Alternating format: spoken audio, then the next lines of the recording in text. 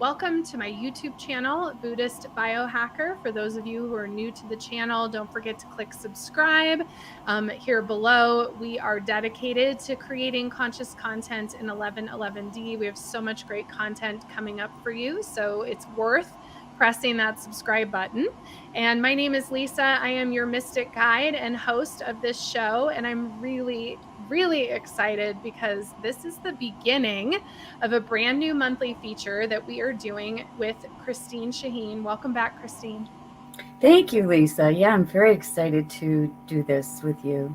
Oh, me too. I just love you so much. And I'm really excited because this show kind of blossomed from us just even talking. And we're like, ancient future. That's like what we need to talk about. And I'd love to welcome everybody who's in the live.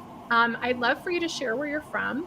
I'd also love for you to share your favorite goddess. So who is your favorite goddess? Put that in the chat box because I'd love to see who your favorite goddess is, because that's what this show is all about. And Christine, why don't you start out just by sharing who you are and what you do, and then we can kind of get into what ancient future is and what. Sure. Yeah. Thanks, Lisa. First, thank you. Thank you for your platform and for all the ways that you support cutting edge, sort of outside the box ideas and people. So grateful for that.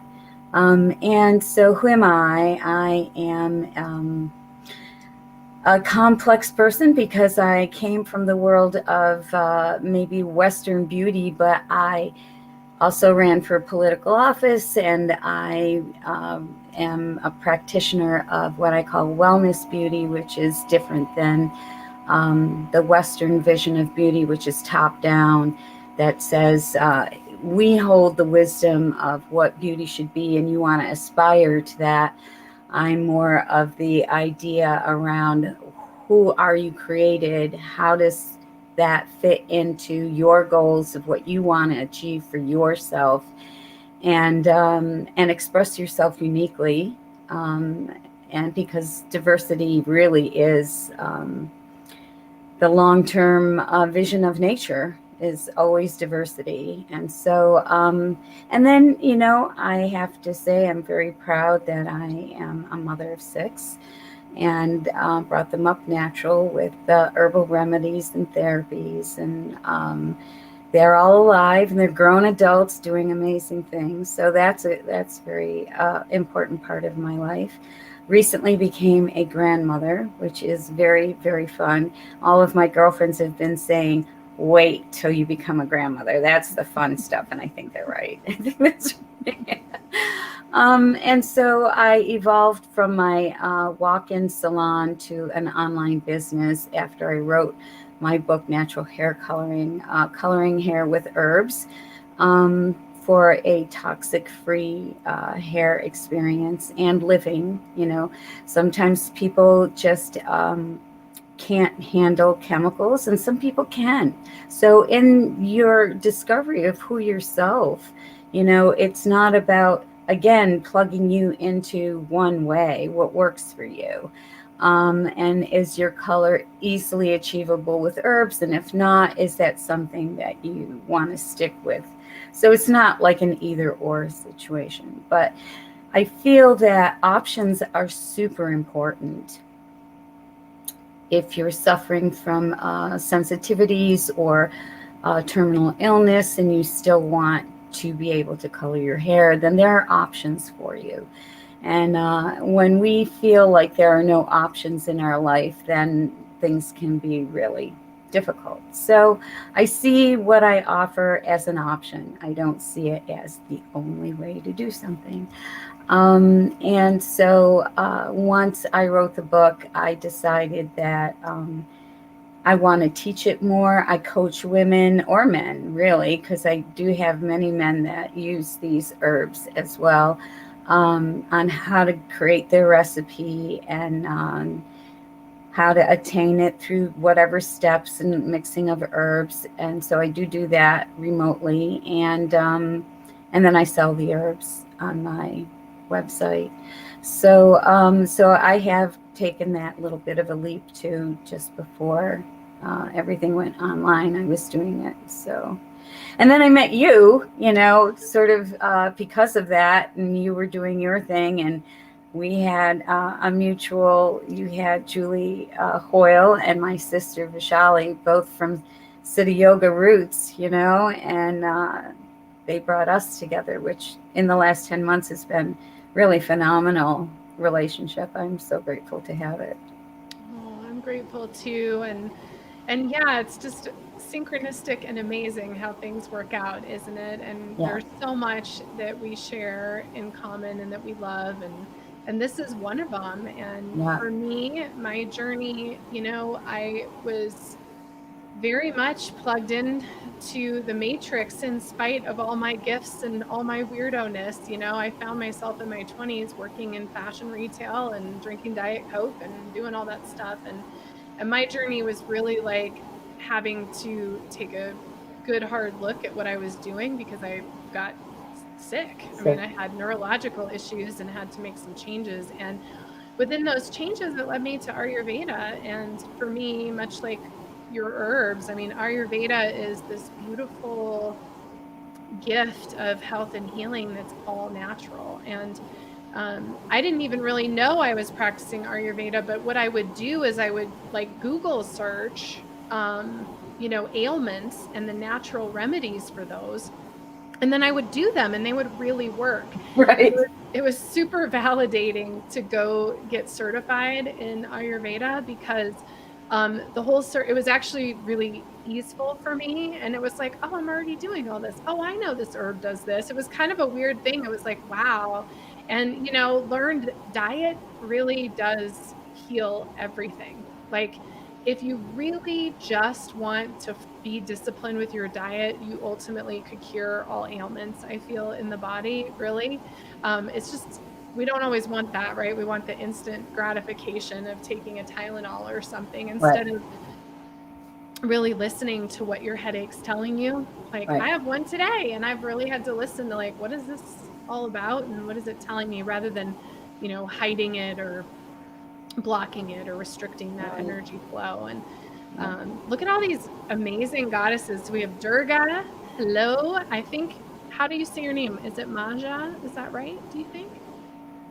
She's saying Durga. Laureen from New York is here. Welcome. She says Sophia is her goddess. Vishali, hello. Lakshmi, of course, Lakshmi, Vishali. You're like Lakshmi embodied, I think, like when I think of her photo. Claire said that her patron goddess is Brigid, the Celtic goddess. I love that so much. And Artemis, oh, that's interesting because those are the aliens that came and visited me this week, said they were from Artemis. So we'll have to talk about that. And then Lena, I love you so much too. And she said Inanna is her favorite goddess at this time. Look at all these goddesses. I love it. That's so great. Yeah.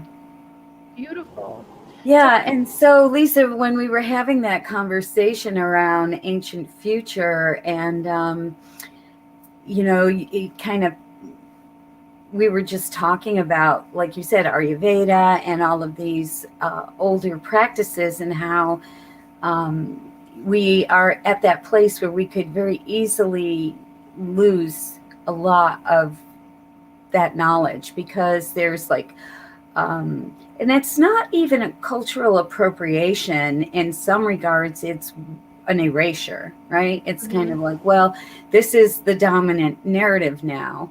And this dominant narrative can just erase everything that all of our ancestors had been able to cultivate and gift us. And then when you had said, it's about how do we bring these practices into the future. And I remember when I was writing my book, I specifically said in there that it was a passion of mine to take these old practices. These herbs, many of them were used medicinally, like henna was used medicinally. Indigo was used medicinally. So they have their medicinal purposes, as well as we're using them to color hair. But they take a while to saturate the hair. And so my dilemma was, if I was going to offer a natural eco salon, which, there are very different definitions of what that is. But if I were going to try to do something with pigments and use the ancient herbs, there had to be a way of being able to make them more user-friendly in a fast-paced world, because they take sometimes several hours to stain the hair, and sometimes longer, depending on what we're trying to achieve. And so that's when I started to wrap women's hair, teach them how to be able to do chores and or run errands, or even in some cases, some of my clients were professors, teachers, and they would come in and I would put the herbs in their hair and we would wrap them, and they would literally go teach a class or attend a class. And nobody's, suspecting. It's not like they smell horrible. And then come in after class and get a washout, So it was fun to kind of experience how to keep these ancient pigments relevant, again, in a fast-paced world. And initially, what was an interesting side effect was, as they started to brave a little bit more and decide, well, I will go outside with my hair wrapped, in a pretty scarf. They would start with like maybe running an errand to our local community co-op. And they would walk in the door, and initially people in the co-op would be more used to somebody who had cancer coming in with their head wrapped, because they had lost hair. And so they would say, "Oh, are you all right?" And then after about a year of having people stop in to buy something with their little hair wrapped, they'd be like, "Oh, now we know you're visiting Christine and you've got herbs in your hair." So it was kind of fun. It was a fun journey. Yeah. Oh my gosh. Well, it's fun. So I've now been coloring my hair with henna, and I had so much fun. And that even ties into what we're talking about with ancient future, because I think here's this thing that's very natural and ancient and traditional. Right. And, you wonder if it's something you should do or not. We're all used to the salons and the chemicals and all those things. But there is something really profound about putting those in your hair and like painting your hair, essentially. It was like so fun, and I felt so empowered, and I felt creative. I felt like, oh, this is like really fun and creative, and it really was so easy. It's just an amazing thing. And I think that that's a lot of, what you and I were talking about with ancient future, is there's these simple simple things from our ancestors that if we do them now, if we apply them today, they're just as powerful. And it's like taking your power back. It's very Yes. empowering. It's like, Yes. I'm in control. I don't have to rely Right. on someone or something else Right. to do whatever it is you're trying to do. Right. I mean, Lisa, that can be extended to like our energy issues of the day, right? I mean, Mm-hmm. our ancestors did use wind, they did use water, they did use sun, you know, in different ways, maybe. Maybe they didn't have photovoltaic, uh, you know, panels to collect sun energy, but they used sun. And in some regards, you know, our designs are different today. You know, they're kind of boxy and they're kind of enclosed. And in some cultures, they were much more, it's, you know, and again, these have to do with geographic areas. So they're different. They're different practices. So what you're going to find in my culture of the Middle East is going to be different than what we're going to find in, say, the Irish culture. Mm-hmm. How they constructed buildings and how they grew their crops, because it was unique to their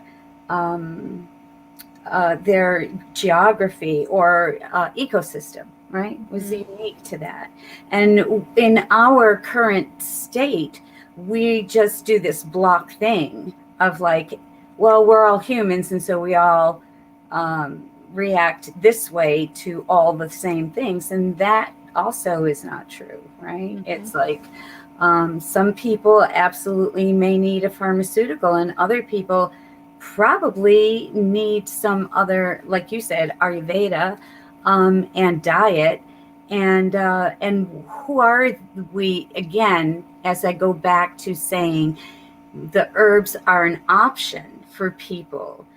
They're not. I'm not saying that every salon needs to be doing herbs. You know, where do you fit in that puzzle?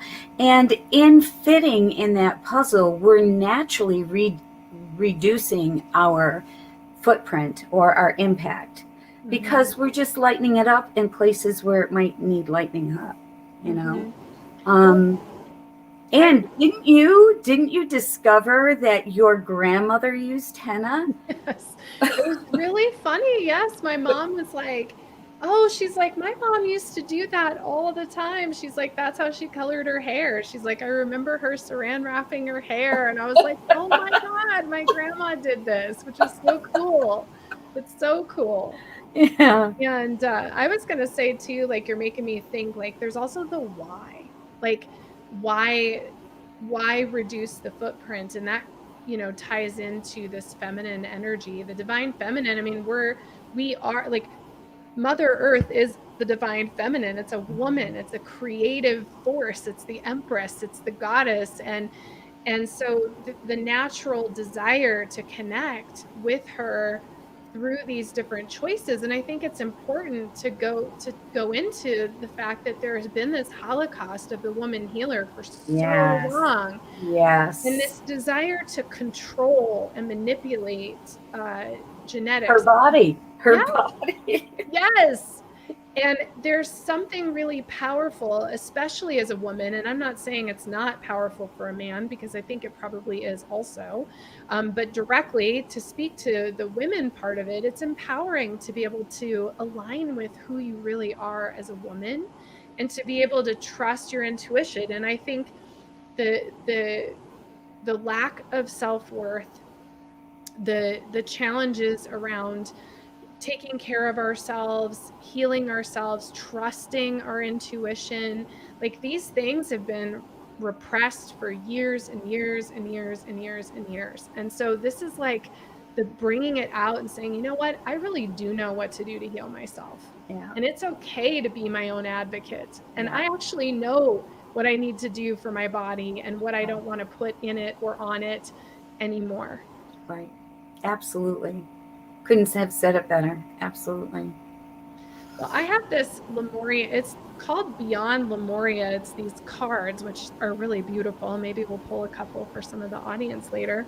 Mm-hmm. But in this book, it talks about our ancient future. So I wanted to share this Yeah, because it's so absolutely. beautiful. So this is what it says.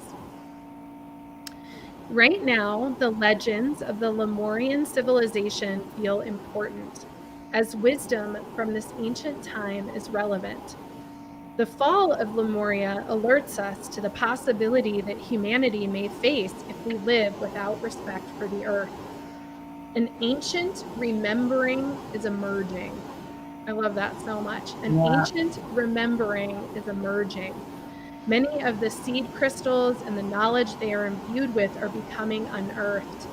All those who can see a better future are not just dreaming.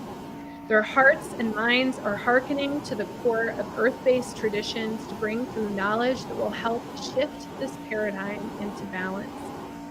It is said that the Lemurians who survived the fall traveled the planet and ended up in the places where inspiring indigenous knowledge far outweigh what Western minds have come to prioritize. The ancient Egyptians, Mayans, Inca, Tibetans, Maoris, indigenous Australians, and Hopi are examples.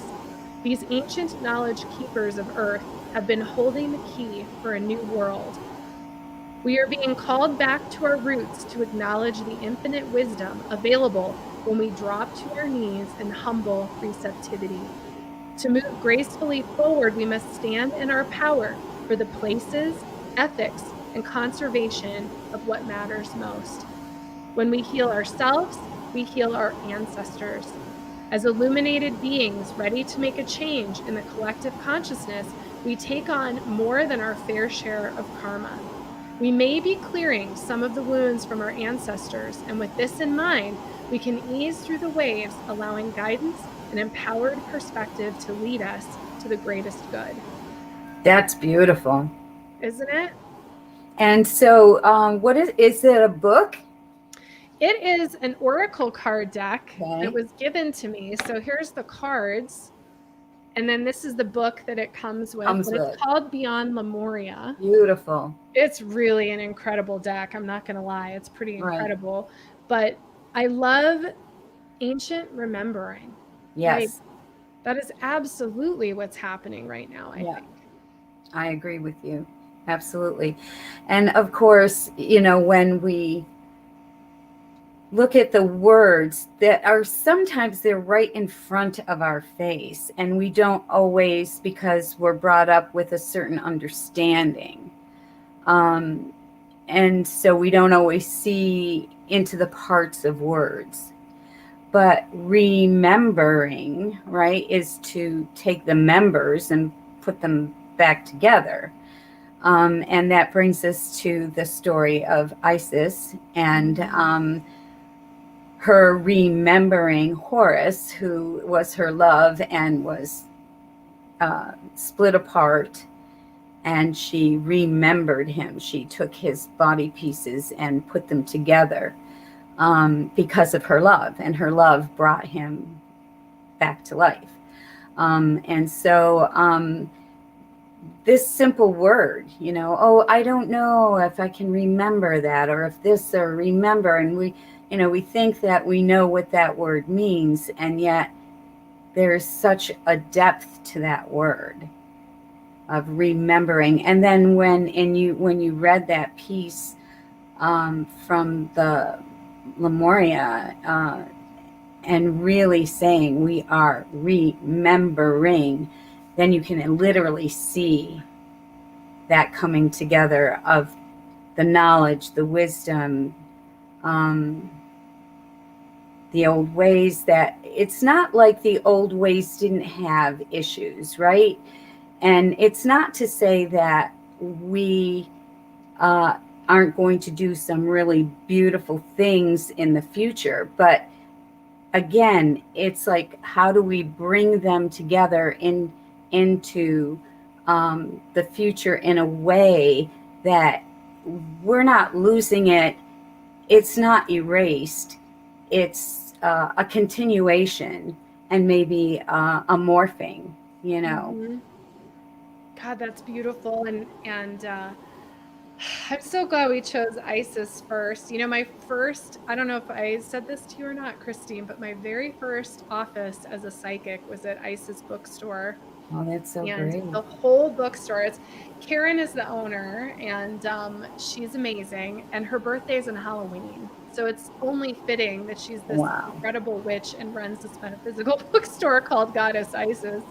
But the whole entire building is dedicated to Isis. So Isn't that? everything in it is Egyptian and beautiful and fabulous, and it's really wonderful.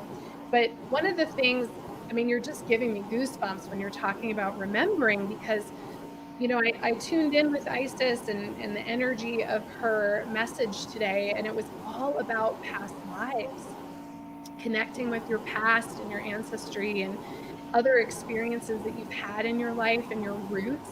And it goes back to what you're saying about, you know, it's pulling all these pieces together that make us who we are. I think we forget we're actually these fragments. We're these soul fragments, and we're having all these different experiences, and that's actually part of who we are. Like, there's a reason you're connected to herbs. There's a reason I'm doing this psychic work. It's all because it's part of our ancestral lineage, but it's also part of our other lifetime experiences that are happening simultaneously, right? It's like all of these things coming together to bring you into the present moment of who you are. It's really beautiful. It is, definitely. Um, yeah, so we had some really good offerings from our little group that's on with us. So let me think. It was Bridget and Anna, Sophia? Lakshmi, oh, Sophia. Yeah. Yeah. And so I think that the fun thing will be that we start with what they have offered. Today, we're going to get into a little bit of ISIS. And one of the reasons why we did that, and oh, by the way, Lisa, where is this bookstore? It's in Denver. Denver. It is. It's in Denver, Colorado, and it's still around, so I can give them a shout out out Oh, there. definitely. Yeah, really And fabulous store. And actually, the Goddess Isis bookstore in Denver, if you search it up, as my kids would say, they have a huge mailing. oh, That great. That's what I was goes, wondering. yeah, Is it? and they make all these like you can get your own incense magic mixed there and Oh, stuff. that's so I great. actually have, I'll pull some out. I have some here. Um, it's like only Isis smells a certain way. Like whenever I burn Isis incense, people are like, "Oh, you smell like Isis." If you're in Colorado, you know.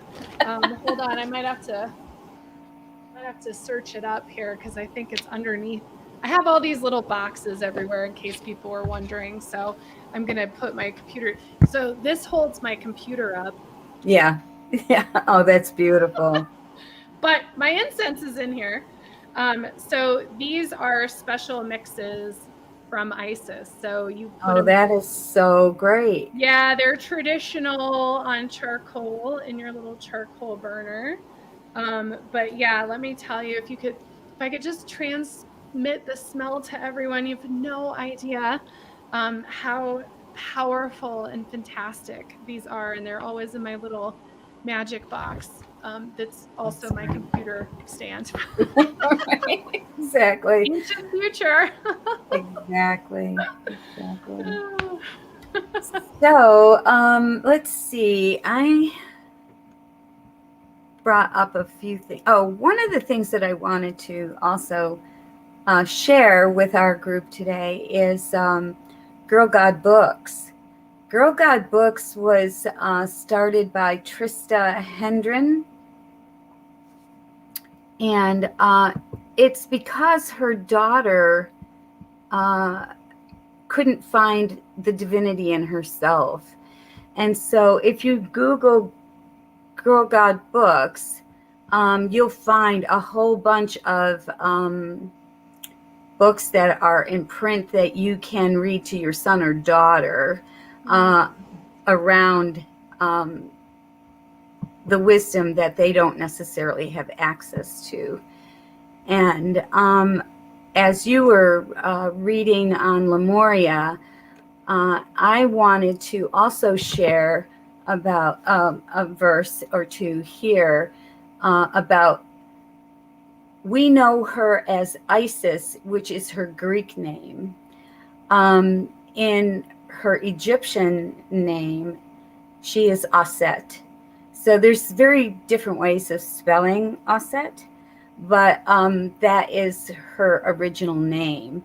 And when she was extolled as Isis, it kind of Europeanized her somewhat. And so there is a movement to bring her back home to Egypt. And so what I wanted to read on this is this is a quote. In the beginning, there was Isis Aset, oldest of the old. She was the goddess from whom all beginning arose. She was the great lady, mistress of the two lands of Egypt, mistress of shelter, mistress of heaven, mistress of the house of life, mistress of the word of God. She was unique in all her great and wonderful works.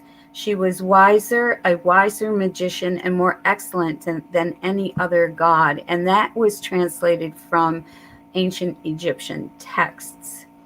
And so we also have this, come to me, for my speech hath it in the power to protect, and in possesseth of life. I am Isis, the goddess, and I am the lady of words of power. Isis, the goddess and the great enchantress of the head of the gods. Heaven is satisfied with the words of the goddess Isis, the great lady, the God Mother, the giver of life, the divine one, the only one, the greatest of the gods and goddesses, the queens of all gods, the female Ra, the female Horus, the eye of Ra, lady of the new year, maker of the sunrise, lady of heaven, and light and giver of heaven. Now, when I read that, here, I'm missing something here. What was interesting to me is that my mother has this beautiful picture of the Blessed Mother Mary that was in her church as a young girl in Lebanon. And she is standing on a crescent, and underneath it in Arabic, it's some words. And I asked my mother one day, I said, what does that say? And she said, it means Queen of Heaven. So that was another term that was used for the goddess, is Queen of Heaven. And yet here she is in a Catholic church called the Queen of Heaven, you know? And in Lebanon, it's great. I was there a few years ago, about 7 years ago, and I was there in May, and that was the month where they parade a statue of Mary through the town and throw flowers. And they have, like in Rio de Janeiro, they have the big statue of Christ on a mountaintop overlooking the ocean. Well, in Lebanon, they have a huge statue of the Blessed Mother, and she has her arms outstretched looking over Beirut and the Mediterranean. So we know that the mother, the goddess, has been revered in many, many cultures.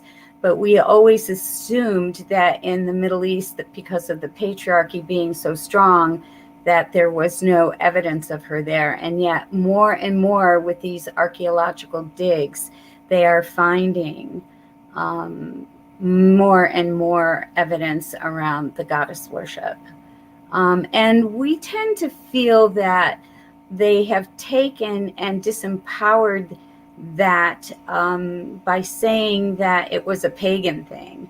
But in reality, God was first, I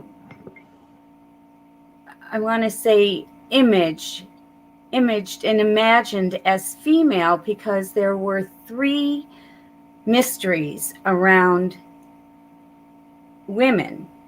This is like before they kind of came to their own understandings. But these 3 mysteries of the women were that she would bleed on a regular basis. And oftentimes it could be profuse, but she was never harmed by that. It was something that she just did. She created life from herself. And that, like I said, this is before they really said, oh, I had a seed and it contributed to that. But in those days, when they saw that she birthed something from herself and oftentimes looked different than herself, and then she sustained, the 3rd mystery, she sustained that life from her body. So here she bleeds, that blood gives life to the earth. She creates life from her body. She nurtures that life from her body. And those were very mystical. So when we hear the terms, I am the Alpha and I am the Omega, we assume, from our teachings through a patriarchal lens, that it is I am the beginning and I am the end through the lens of God. But when we understand that in these matriarchal societies, before there was tubes to sustain injured people or the dying and the sick, that there were groups of women that continued their lactation process so that they could easily give nourishment to orphaned children, to the sick, to the wounded, to the dying, then you can see how the Alpha, you start at the mother's breast, and the Omega, you end your life at the mother's breast, because that's the only form of nourishment some very frail people can consume. So now we start to understand where this is not a pagan thing. It's just a recognition, not that pagan religions are wrong or bad, but I feel like anything that we don't understand, we sort of lump in there, and then it gives paganism a bad name, and then it gives everything. So, and my understanding of pagan is more earth-based, and this is more of a feminine base. So, and while it does honor the seasons and the seasons of life, there are some unique differences between goddess and paganism, I believe. But I'm still learning, so I don't know. I don't know, but I can hypothesize sometimes. Yeah. Oh, yeah. I mean,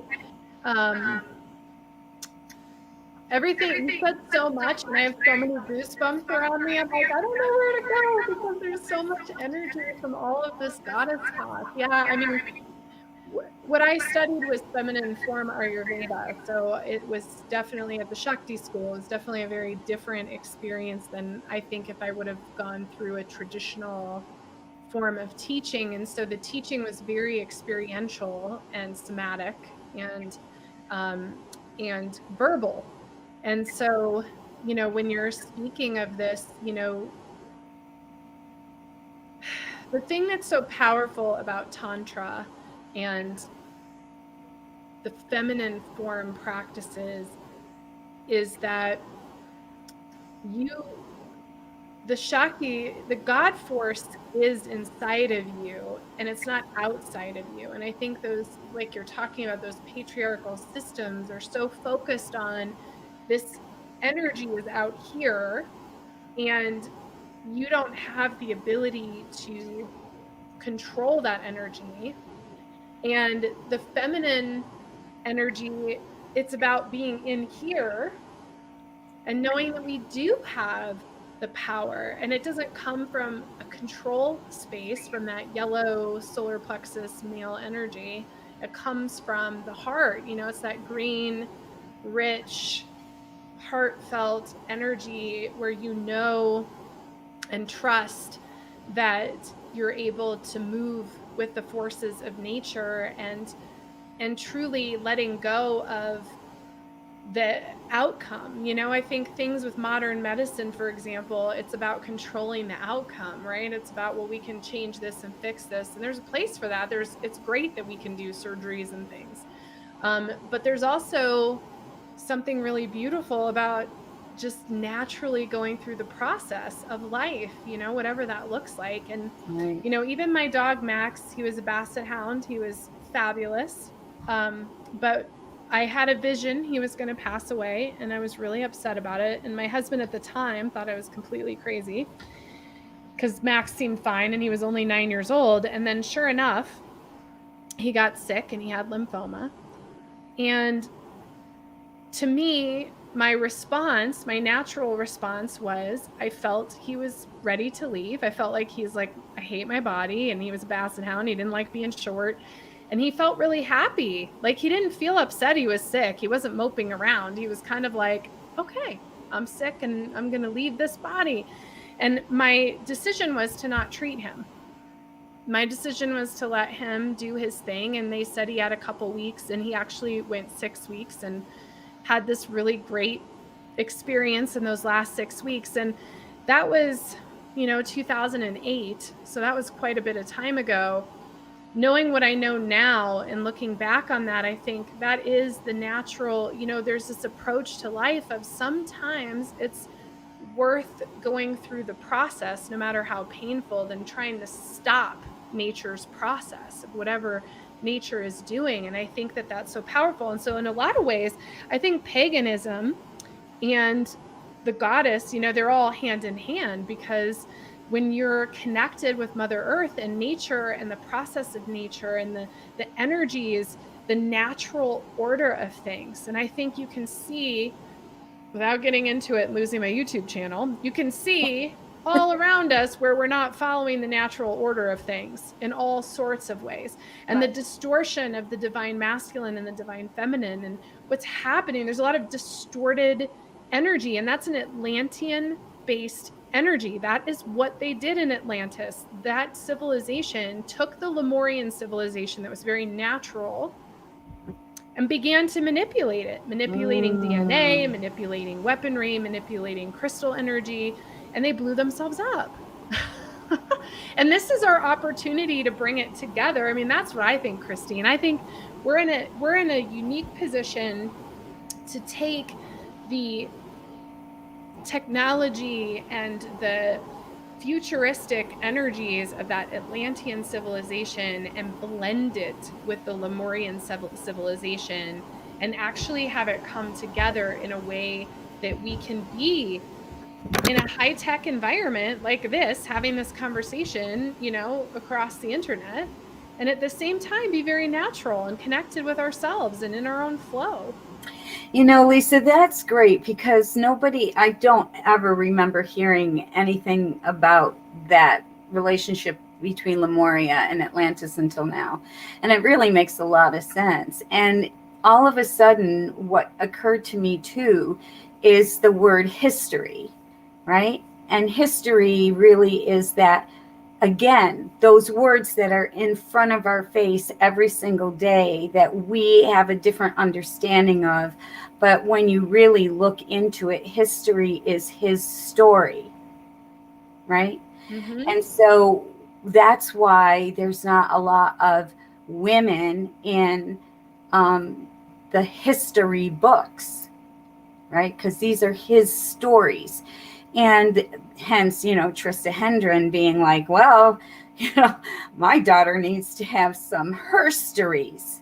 Yes. Right. We need her stories. Now, that doesn't mean that her story is, you know, elevated or somehow better than his story. But now we're approaching our story. Because if we don't erase her story, and we add her story to his story, then we have a more balanced story and it becomes our story. Yes. Right? Yes. Absolutely. Well, and I think, the thing is, traditionally the women did talk to each other and they passed down the healing and the teachings and the wisdom, and there was this whole concept of women communities, and I'm obsessed and love the whole red tent. I'm like, if I had a red tent to go sit in when I was in my cycle and talk to other women and just lay around, that'd be super awesome. I'm totally into that. Yeah, we did have a red tent, and Lorene was part of it, and Lena was part of it, and I don't know if anybody else that's on our thread was part of it, but Red Tent is a very powerful and wonderful gathering for women. And initially, I wasn't really sure why I was so attracted to it, because I'd been, as an eco activist on boards of directors, I was one of maybe 2 women on some of these boards. And so it wasn't that I didn't have sisterhoods, but it was mostly I was a lone woman with maybe a handful of other women that were in these very male dominated um, uh, cultures. And so when I heard of the Red Tent, and I hosted things that we don't talk about, was a movie on red tents and stuff, and I was like, well, I'm just gonna do it. And then when we did it, it was so profound of a shift for me, because all of a sudden I realized it was an energetic thing. It wasn't this mental thing. Women, when we just gather as women, we goof off, and there's so much laughter, and that laughter is what elevates our spirits, and that elevation of our spirit is what allows us to continue to do the things that we do all the time, Mm-hmm. and yet we're in this culture that has us separated into our little units in these nuclear families. And then we're responsible for our family and our this, and we don't even have extended families anymore, right? Whereas, Mm-hmm. like, probably when you were growing up, and I know it was true when I was growing up, at least we had our aunties and our grandmothers and our cousins, and so we had a little bit more of an extended experience. But today it's very different. So, yeah, Red Tent is definitely a powerful experience to have. I love you more, even more now. Because, yeah, I learned about it, of course, in Shakti's school. And then it was like, well, gosh, I want to do this. So the fact that you've hosted these makes me love you even more. Yeah, And 8 years I think we did. It was so great. It was so oh, great. And sometimes we would have 3 women, and sometimes we would have 30 women, and you never knew what it was going to be. But every time it was unique and fabulous.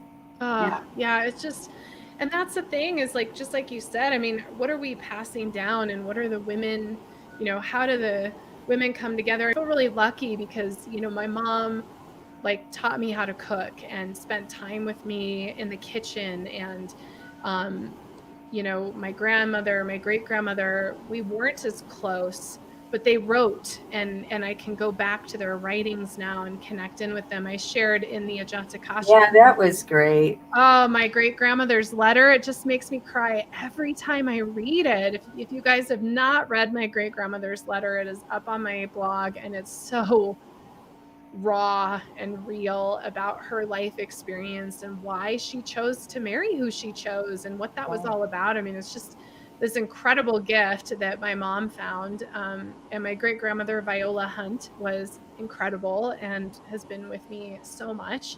And so I feel lucky, that the women in my family have been connected. My niece works for me, right? Like my sister's very close with me, so we all stay connected and communicate. But it's so important as women that we share these stories of our life, of our experiences, of who we are, because otherwise you miss it. And I can't tell you as a Yeah. medium how many people I read, how many women I read that are connecting with loved ones that have passed on, that are moms and grandmothers and things like that, that they just never connected with. They never had those conversations, and now they're having to do it in a completely different way. Yeah. Yeah.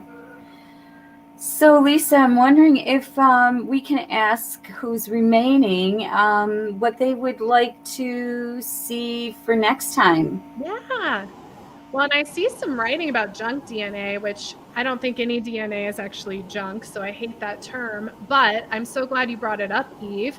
And I'm with you on the ancient technologies, super obsessed with all that. So that's one thing we can put on our list is all this DNA and what is happening with it. And it is, our DNA is being bought and sold galactically. That's something to understand. Like we have the ability to manipulate DNA on this planet, like exponentially compared to other planets and other life systems that are out there. So that's something we could talk about too.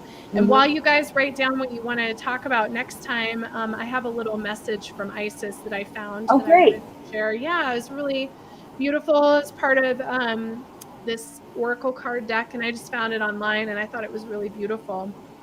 It says, "Your roots upon this planet are strong and deep, and some of the roots have anchored you in past memories from faraway times.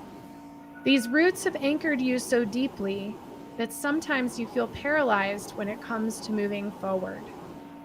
Sometimes you bury these memories to shield yourself from psychic pain, so you will not remember those awkward moments when life tested you to the max. Reveal those lessons to yourself now, strong sorceress, and move forward with the confidence that you have sage wisdom behind you." Thank you. Thank you. Oh, beautiful. And I love that we both. Now, where did your Isis papyrus come from? Oh, I believe we were in San Francisco, and it was a gift to my son who was just graduating high school. And I had it framed, and he's been a nomad, so Mama's been using it in her salon and all these places until he finally has a place where she will reside with him.